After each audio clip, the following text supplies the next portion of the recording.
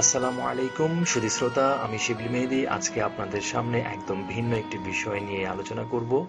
আমি এই আলোচনাটি প্রধানত দুটি গ্রুপের জন্য তৈরি করছি। প্রথমত শিশু লালন পালন গ্রুপ এবং দ্বিতীয়ত দাম্পত্য গ্রুপের জন্য। অনেকে নিশ্চয়ই বুঝতে পারছেন কেন এই দুটি গ্রুপের জন্য আমি তৈরি করছি। কারণ হচ্ছে যে দাম্পত্য জীবনের অনেক সমস্যা থাকলে আমাদের সন্তান লালন পালনে আসলে অনেক বাধাবিঘ্ন ঘটে, সমস্যা হয় এবং সন্তানদের উপরেও অনেক প্রভাব পড়ে, নেগেটিভ প্রভাব পড়ে। অপরদিকে আমাদের যখন সন্তান চলে আসে তখন এই সন্তান লালন পালন করতে গিয়েও আমাদের দাম্পত্য জীবনেও অনেক সময় অনেক সমস্যা দেখা দেয়। তো আজকের আলোচনায় আসলে আমি যে বিষয়টি শেয়ার করব সেটা কোনো তাত্ত্বিক কথা নয়। আমি নিজের জীবনে প্র্যাকটিস করছি এমন একটা বিষয় আপনাদের সাথে শেয়ার করব, এবং আমি বিগত ৩-৪ বছর ধরে এটা প্র্যাকটিস করে আসছি এবং যেহেতু প্র্যাকটিস করে আমি বেনিফিটেড, তাই আমি ভাবছিলাম আর দেরি না করি আপনাদের সাথেও বিষয়টি শেয়ার করি। আমি চাইলে ৩-৪ বছর আগেও এটা শেয়ার করতে পারতাম আপনাদের সাথে, যখন আমার মাথায় আইডিয়াটা এসেছিল, কিন্তু তখন আমি ভাবছিলাম যে আমি তো কেবল প্র্যাকটিস করা শুরু করেছি, আমি তো জানিও না এটা আমি কতদিন কন্টিনিউ করতে পারবো, এবং আমি এটাও জানি না আসলে এখান থেকে কোনো উপকার পাওয়া যাবে কিনা। আমি ওটাও জানতাম না যে কি বলবো, যে এটা পালন করতে গিয়ে আমার স্পাউস আমার সাথে আসলে কিভাবে রিয়্যাক্ট করবে। তো এই জিনিসগুলো আমি ভাবলাম তখন যে থাক, আমি এখন শেয়ার না করি, বরং আমি রিয়েলি প্র্যাকটিস করে দেখি যে আমি কতখানি উপকৃত হচ্ছি। আপনারা আমার এই প্র্যাকটিসটা শুনবার পরে অনেকেই ভাবতে পারেন শিবলি ভাই কি মানে পাগল হয়ে গেল নাকি, তার ব্যক্তিগত জীবনের এই বিষয়টা এভাবে শেয়ার করা কোনো মানে হয়? কিন্তু আমি যে বিষয়ে যে কাজটি করছি এবং আমি যে কাজটা করে উপকৃত হচ্ছি, আমি মনে করছি সেটা সেভাবেই বলা উচিত। আপনাদের কারো যদি এই বিষয়টি ভালো না লাগে, আপনারা এটাকে ইগনোর করে যান। আর আপনাদের যাদের মনে হবে যে না, এই পরামর্শটার ভিতরে কিঞ্চিত হলেও কোনো একটা সৎ উদ্দেশ্য আছে, কোনো একটা ভালো উদ্দেশ্য আছে, আপনারা শুনে যান।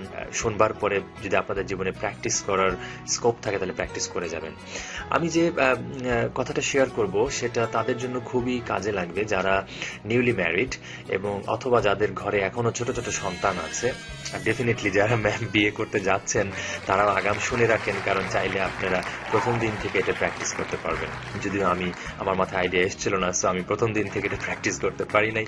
এনিওয়ে, তাদের জন্য আমার এই পরামর্শটা একদমই কাজে লাগবে না যাদের ঘরে বড় বড় সন্তান আছে, এবং আমি মনে করছি অবশ্য, এবং অথবা যারা বহু বছর সংসার করে ফেলেছেন, একে অপরকে মারাত্মকভাবে চিনে ফেলেছেন, দুজন দুজনকে হাড়ে হাড়ে চিনে গেছেন, আর হয়তো বা আপনাদের ভিতরে সেই সুন্দর সম্পর্ক ফিরে আসা সম্ভব নয়, এরকম মানে দাম্পত্য জীবন যারা কাটিয়ে ফেলেছেন, তাদের জন্য হয়তোবা আমার এই পরামর্শ কাজে লাগবে না, তাদের জন্য ভিন্ন কোনো পরামর্শ হয়তোবা অন্য কেউ দিতে পারবে। তো আমি একটু বর্তমান পরিস্থিতি তুলে ধরি। খেয়াল করে দেখেন, এখন তো আর আগের মতো যৌথ পরিবার নেই, একক পরিবার বেশি হয়ে গেছে, সরি, যৌথ পরিবার অনেক কমে গেছে। এবং দেখা যাচ্ছে যে এই একক পরিবারগুলিতে যখন স্বামী স্ত্রীদের ভিতরে ঝগড়া হয়, মনোমালিন্য হয়, কথা কাটাকাটি হয়, হাতাহাতি হয়, তখন দেখা যায় তাদের ঝগড়া থামাবার জন্য, তাদের মারামারি থামাবার জন্য বাসায় আর কেউ থাকে না। আপনার বাসায় যদি ছোট ছোট সন্তান থাকে, দেখা যায় তারাও ভয়ে কাঁচুমুচু হয়ে সবকিছু সহ্য করছে, তারা কান্না করছে, আপনাদেরকে থামাতেও পারছে না, এবং দেখা যাচ্ছে যে আপনারা বাচ্চাদের সামনেই ভয়ানক সব কর্মকাণ্ড করে যাচ্ছেন। এবং দেখা যায় অনেক সময় জানেন এই সমস্ত ঝগড়াগুলি শুরুটা ছিল খুবই তুচ্ছ বিষয়, এবং এই বিষয়গুলি এত তুচ্ছ ছিল যেগুলো হাস্যকর, মানে অর্থাৎ পরবর্তীতে যদি ওই ঘটনার কারণে বড় বড় কোনো সিদ্ধান্ত নিতে হয়, বিশেষ করে ডিভোর্স নেওয়ার মতো, সেপারেটেড হয়ে যাওয়ার মতো, তখন শুনলে আসলে হাসি লাগে যে এত তুচ্ছ এবং ছোট কারণটা এত বড় হয়ে গেল। তো স্বামী স্ত্রীদের ঝগড়ার ভিতরে যেটা একটা হয়, আমি খেয়াল করেছি যে যদিও ঘটনাটা তুচ্ছ, কিন্তু ঝগড়ার একটা পর্যায়ে তোমার পরিবার কি করলো, আমার পরিবার কি করলো, তোমার মা, তোমার বাবা, তোমার ভাই, আমার ভাই, তোমার বোন, আমার বোন, এই সমস্ত রেফারেন্স চলে আসে, এবং তখন ঝগড়াগুলি আরো গুরুতর হয়ে যায়। আমি যেটা ভাবছিলাম যে হ্যাঁ, আমার পরিবারও কিন্তু একসময় এমন হয়ে যেতে পারে, আমি এটা মানে আজ থেকে ৩-৪ বছর আগে ভাবছিলাম। তো তখন ভাবলাম যে কিভাবে আমি আমার পরিবারের এই ছোটখাটো মান অভিমানগুলি শুরুতেই যেগুলি হয়, আজকে একটা কথা কাটাকাটি হলো বা আজকে একটা ঝগড়া হলো, এটা যেন বেশিক্ষণ আর আমাদের ভিতরে না থাকে, এইটা কিভাবে করা যেতে পারে। কারণ এই জিনিসটা কন্টিনিউ করতে দেওয়া মানেই জিনিসটা আরো ভয়ানক পরিস্থিতিতে চলে যাওয়া। আর তখন আমি একটা প্র্যাকটিস শুরু করলাম, এবং সেটা চমৎকারভাবে ম্যাজিকের মতো কাজ দিচ্ছে আমার লাইফে। এবার আসি কি সে প্র্যাকটিস যেটা আমি করছি। তার আগে বলি আরেকটা কথা, আপনারা অনেকে যারা মনে করছেন যে শিবলি ভাই তো শিশু লালন পালন নিয়ে কাজ করেন, সন্তানদের প্রতি খুবই যত্নশীল, তার পরিবারে বোধহয় তার স্ত্রীর সাথে তার ঝগড়াঝাটি, কথা কাটাকাটি, মনোমালিন্য মনোমালিন্য বোধহয় হয়ই না। আমি আসলে পরিবারে ঝগড়া হবে না, কথা কাটাকাটি হবে না, মনোমালিন্য হবে না, এই টার্গেট নিয়ে নামি নাই। কারণ আমি মনে করেছি যে সেটা বোধহয় ইমপ্র্যাকটিক্যাল হবে, যে আমার পরিবারে আমার স্ত্রীর সাথে কোনো কথা কাটাকাটি হবে না, কোনো মনোমালিন্য হবে না। এই টার্গেট নিয়ে নামাটা আসলে ইমপ্র্যাকটিক্যাল হবে এবং ওটাতে আমি ফেল করব। তার চাইতে বরং যেটুকুই হবে সেটুকু কত দ্রুত মিনিমাইজ করে ফেলা যায়, কত দ্রুত ওটা সমঝোতা করে ফেলা যায়, সেটাই আমার কাছে মনে হয়েছে বরং মাচ মোর রিয়ালিস্টিক। তো আসুন আমি আর কথা না বাড়াই, অনেক সময় পার হয়ে গেল। সেটা হলো এই যে আমি যখন প্রত্যেকদিন সকালে আমার কর্মক্ষেত্রে যাই, তো সেই কর্মক্ষেত্রে যাওয়ার সময় আমি তো রেডি হয়ে গেলাম, আমি একটু পরে বের হব। তো তখন আমি যেটা করি, আমার স্ত্রী এবং সন্তানদের কাছে যাই এবং আমি সূরা ইখলাস, ফালাক ও নাস তেলাওয়াত করে তাদেরকে ফু দেই এবং তাদের কপালে আমি মিষ্টি করে ছোট্ট করে চুমু দিয়ে দিই। শুধু এই কাজটা বিশ্বাস করুন আমি বিগত ৩-৪ বছর ধরে বাধ্যতামূলকভাবে করে আসছি, অর্থাৎ প্রতিটা দিন। এবং যে কারণে আমি কি কি উপকার পাচ্ছি আপনাদেরকে এবার বলি। সেটা হলো এই, ধরে নেন যে আমার এবং আমার স্ত্রীর সাথে গত রাতে কথা কাটাকাটি হলো এবং কোনো বিষয়ে সিরিয়াসলি ঝগড়া হলো, এবং ধরে নিলাম সেটার জন্য আমি দোষী ছিলাম, এবং ধরে নিলাম সেটার কারণে একসাথে ডিনার খাওয়া হলো না এবং রাতটা কেটে গেল। সকালে উঠেও কিন্তু একটু হয়তোবা রাগারাগি চলছে, ডাইনিং টেবিলে হয়তো একটু ঠুং ঠাং শব্দ হচ্ছে। তো আমি যখন সূরা পড়ে তাকে ফু দিতে যাচ্ছি, তখন কিন্তু দেখেন সে আমাকে নিষেধ করতে পারছে না যে না আমাকে ফু দেওয়ার দরকার নেই, বা আমাকে এভাবে কোরআন তেলাওয়াত পড়ে ফু দেওয়া দরকার নেই। কারণ এটা আমরা যারা ধর্মকে বিশ্বাস করি তারা আসলে এই কথাটা বলতেও যেন কেমন লাগে, তাই না? তো এই জন্য সে তখন আসলে চুপ হয়ে যাচ্ছে। সে অনেকটা যদি আমার প্রতি রাগ থেকেও থাকে, তাও সে বাধ্য হয়েই সে আমার কাছ থেকে এটা নিতে হচ্ছে তাকে, বা নিচ্ছে। তো যখন সে এটা নিচ্ছে, ফু তো আর ৮-১০ হাত দূর থেকে দেওয়া যায় না, খুব কাছে এসে দিতে হয়।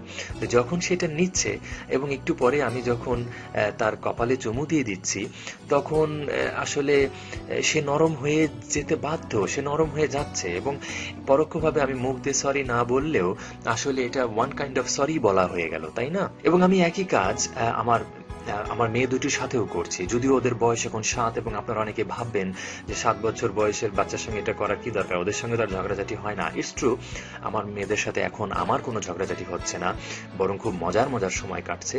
কিন্তু আমি ভবিষ্যতের জন্য ইনভেস্ট করছি, অর্থাৎ একদিন ওরা কিশোরী হবে, তরুণী হবে, ওদের স্বাধীন চিন্তাভাবনা আসবে, তখন ওদের বাবা মার অনেক আচার আচরণ ওদের হয়তো বা ভালো লাগবে না, এটাই স্বাভাবিক, যুগ যুগ ধরে এটাই হয়ে আসছে। কিন্তু অনেক স্বাধীনতা চাইবে, এবং তখন আমাদের সাথেও আসলে আমি যেটা মনে করছি আমার মেয়ে দুটোর সাথে বিভিন্ন বিষয়ে কথা কাটাকাটি, মনোমালিন্য হবে। এবং আমি তখনও আসলে এই প্র্যাকটিসটা করেই যাব যে আমার মেয়ের সাথেও যদি কোনো বিষয়ে রাগারাগি হয়েও যায়, আসলে কিছুক্ষণের মধ্যেই, অর্থাৎ অ্যাটলিস্ট প্রতিদিন সকালটা আমাদের শুরু হবে সুন্দর সম্পর্কের মাধ্যমে, সমস্ত ভুল বোঝাবুঝির দূর হওয়ার মাধ্যমে, আমাদের ভেতরে সুন্দর একটা আলিঙ্গনের মাধ্যমে, কাছে আসার মাধ্যমে। তো এই জিনিসটা আমি মনে করি আপনারাও সবে প্র্যাকটিস করা শুরু করেন। আর যাদের ভেতরে ধর্মীয় প্র্যাকটিস নাই তাদেরকে বলি, আপনারা চাইলে আসলে পরেরটাই করতে পারেন, অর্থাৎ কাছে এসে চুমু দেওয়া, তাদের কাছ থেকে সুন্দরভাবে বিদায় নেওয়া। কারণ আমরা কর্মক্ষেত্রে চলে যাই, সারাদিন কাজে ব্যস্ত থাকি, কখন কি হয়ে যায় বলা যায় না, মানুষের মৃত্যু তো যখন তখন হতে পারে। তো এই শেষ মুহূর্তটা যদি পরিবারের লোকদের কাছ থেকে খারাপ মানে একটা আন্ডারস্ট্যান্ডিং নিয়ে যদি আমি বিদায় নিই, ব্যাপারটা আসলে শুভকর হবে না। আমি আপনি না হয় মরেই গেলাম, কিন্তু যারা বেঁচে থাকলো তাদের আজীবনের জন্য একটা কষ্ট হবে যে তার সঙ্গে শেষ মুহূর্তটা একটা ঝগড়া দিয়ে শেষ হলো। তো আমার মনে হয় এটা খুবই গুরুত্বপূর্ণ। প্লিজ আপনারা আমি যেটা শেয়ার করলাম, আপনারা এটা হয়তো কেউ মিটিমিটি হাসছেন, হয়তো বা কেউ আমাকে ফালতু ভাবছেন, কিন্তু প্লিজ ডোন্ট থিঙ্ক দ্যাট, একটু ভেবে দেখেন। আমি আসলেই একটা বড় সমস্যার সমাধানের চেষ্টা করেছি আমার পরিবারে, এবং সেটা আমি উপকৃত হয়েছি বলে আমি আপনাদের সঙ্গে শেয়ার করলাম। আপনারা এটাকে প্লিজ তুচ্ছ তাচ্ছিল্যভাবে নেবেন না। আপনারা যারা প্র্যাকটিস করতে পারবেন বলে মনে করছেন, প্লিজ করা শুরু করে দেন এখনই। জিনিসটা যথেষ্ট কাজের। ও আচ্ছা, শেষে একটা বলি, তো যখন আমি আমার স্ত্রীর কাছে গিয়ে এই কাজটা করি, এই চর্চাটা করি, তখন কিন্তু সে আমাকে ধাক্কা দিয়ে সরিয়ে দিতে পারছে না যে না আমার দরকার নেই। বরং আমি যখন এই কাজটা করে ফেললাম, তখন দেখা যাচ্ছে যে সেও আবার সেই সূরা ইখলাস, ফালাক এবং নাস পড়ে আমাকেও ফু দিয়ে দিচ্ছে, এবং আমার মেয়েগুলো কিন্তু এগুলো দেখছে, এবং আমি মনে করি তারাও ভবিষ্যতে এই যে আন্ডারস্ট্যান্ডিং এ আসার যে একটা ব্যাপার, এই ব্যাপারটা আসলে তারা শিখছে এবং আমি মনে করি তাদের ভিতরেও এই টেন্ডেন্সিটা আসবে যে না, আসলে যতই খারাপ কিছু হোক, যতই কথা কাটাকাটি হোক, দ্রুত এগুলো আন্ডারস্ট্যান্ডিং এ আসা উচিত। তো যাই হোক শ্রোতা, আপনারা শুনলেন, আশা করি আপনারা বুঝেছেন, আপনারা আপনাদের সংসার জীবনে কি কি ফলো করছেন, যেগুলোর মাধ্যমে আপনারা বিভিন্ন সমস্যার সমাধান করছেন এবং সফল হয়েছেন। আসুন না সেগুলো শেয়ার করেন। আপনারা এভাবে অডিও ভিডিও করে না পারেন অ্যাটলিস্ট লেখেন। লম্বা লিখবার সময় না থাকলে অ্যাটলিস্ট মন্তব্য আকারে লেখেন। আপনাদের এই সমস্ত সুন্দর পরামর্শগুলি একত্রিত করে না হয় আমি আবার একটা কিছু বের করব, তখন যেন আরো অনেক মানুষ উপকৃত হয়, সেই চেষ্টা করব। আসুন আমরা এই চেষ্টা করি। বর্তমান সামাজিক অবস্থা, আমাদের ব্যক্তিগত জীবন, সামাজিক জীবন অনেক অস্থিরতায় ভরে গেছে। আসুন আমরা যারা এগুলোকে পরিবর্তন করার চেষ্টা করছি, তারা তাদের জীবনের বিভিন্ন পজিটিভ ঘটনাগুলি, ভালো ভালো ঘটনাগুলি, ভালো ভালো চর্চাগুলি শেয়ার করার মাধ্যমে কিছুটা অবদান রাখি। সবাইকে অনেক ধন্যবাদ। আল্লাহ হাফেজ।